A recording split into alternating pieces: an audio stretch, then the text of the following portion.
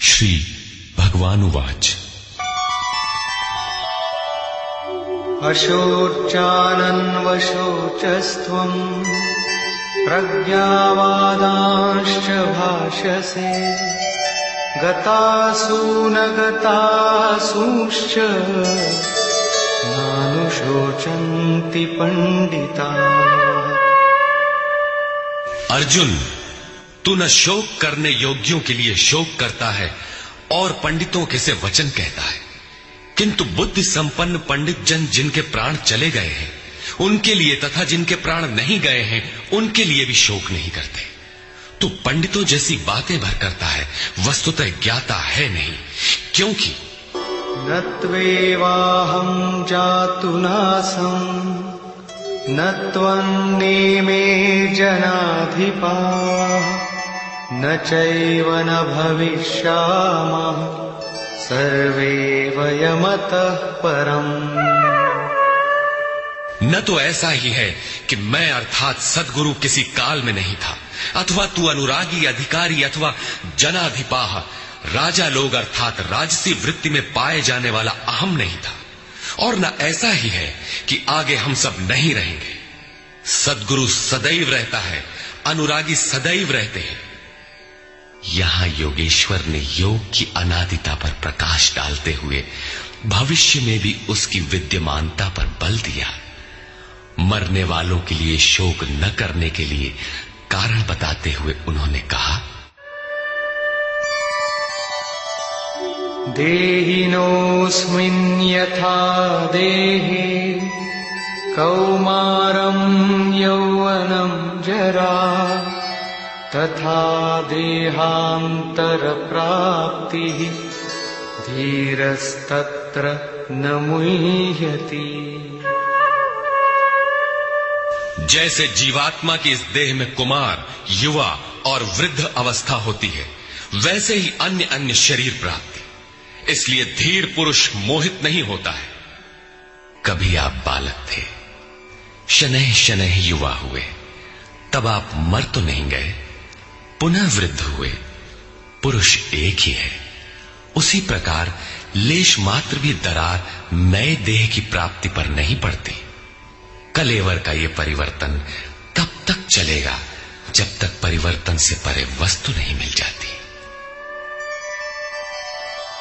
मात्रा स्पर्शास्तु कौन्तेय शीतोष्ण सुख दुःखदाः आगमापायिनो नित्याः तां स्थितिक्षस्व भारत। हे कुंती पुत्र, सुख दुख, सर्दी और गर्मी को देने वाले इंद्रियों और विषयों के संयोग तो अनित्य हैं, क्षण भंगुर हैं। अतः भरतवंशी अर्जुन, तू इसका त्याग कर। अर्जुन इंद्रिय और विषय के संयोग जन्य सुख का स्मरण करके ही विकल था। कुल धर्म, कुल गुरुओं की पूज्यता इत्यादि इंद्रियों के लगाव के अंतर्गत है। ये क्षणिक हैं, झूठे हैं, नाशवान हैं। विषयों का संयोग न सदैव मिलेगा और न सदैव इंद्रियों में क्षमता ही रहेगी। अतः अर्जुन, तू इनका त्याग कर, सहन कर। क्यों? क्या हिमालय की लड़ाई थी जो अर्जुन सर्दी सहन करता, अथवा क्या ये रेगिस्तान की लड़ाई है जहां अर्जुन गर्मी सहन करे? कुरुक्षेत्र जैसा कि लोग बाहर बताते हैं समशीतोष्ण स्थली है। कुल 18 दिन तो लड़ाई हुई, इतने में कहां जाड़ा गर्मी बीत गई। वस्तुतः सर्दी गर्मी, दुख सुख, मान अपमान का सहन करना एक योगी पर निर्भर करता है। ये हृदय देश की लड़ाई का चित्रण है। बाहर युद्ध के लिए गीता नहीं कहती। ये क्षेत्र क्षेत्रज्ञ का संघर्ष है, जिसमें आसुरी संपद का सर्वथा शमन कर परमात्मा में स्थिति दिलाकर दैवी संपद भी शांत हो जाती है। जब विकार है ही नहीं तो सजातीय प्रवृत्तियां किस पर आक्रमण करें? अतः पूर्णत्व के साथ वे भी शांत हो जाती है, इससे पहले नहीं। गीता अंतरदेश की लड़ाई का चित्रण है। इस त्याग से मिलेगा क्या? इससे लाभ क्या है?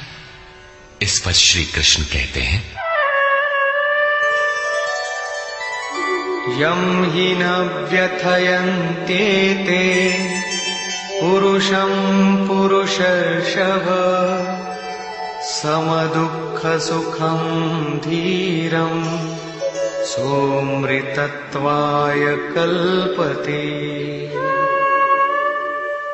क्योंकि हे पुरुष श्रेष्ठ, दुख सुख को समान समझने वाले जिस धीर पुरुष को इंद्रियों और विषयों के संयोग व्यथित नहीं कर पाते, वो मृत्यु से परे अमृत तत्व की प्राप्ति के योग्य हो जाता है। यहां श्री कृष्ण ने एक उपलब्धि अमृत की चर्चा की। अर्जुन सोचता था कि युद्ध के परिणाम में स्वर्ग मिलेगा या पृथ्वी, किंतु श्री कृष्ण कहते हैं कि न स्वर्ग मिलेगा और न पृथ्वी, बल्कि अमृत मिलेगा। अमृत क्या है?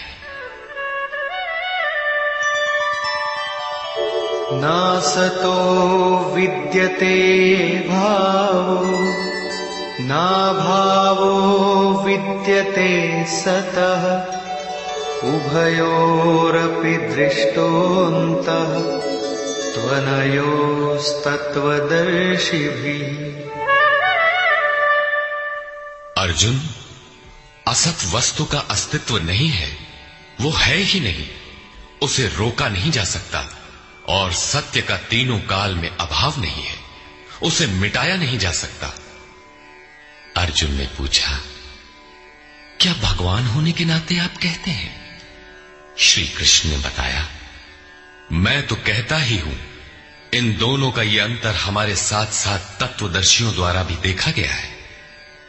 श्री कृष्ण ने वही सत्य दोहराया जो तत्वदर्शियों ने कभी देख लिया था। श्री कृष्ण भी एक तत्वदर्शी महापुरुष थे। परम तत्व परमात्मा का प्रत्यक्ष दर्शन करके उसमें स्थिति वाले तत्वदर्शी कहलाते हैं। सत और असत हैं क्या? इस पर कहते हैं,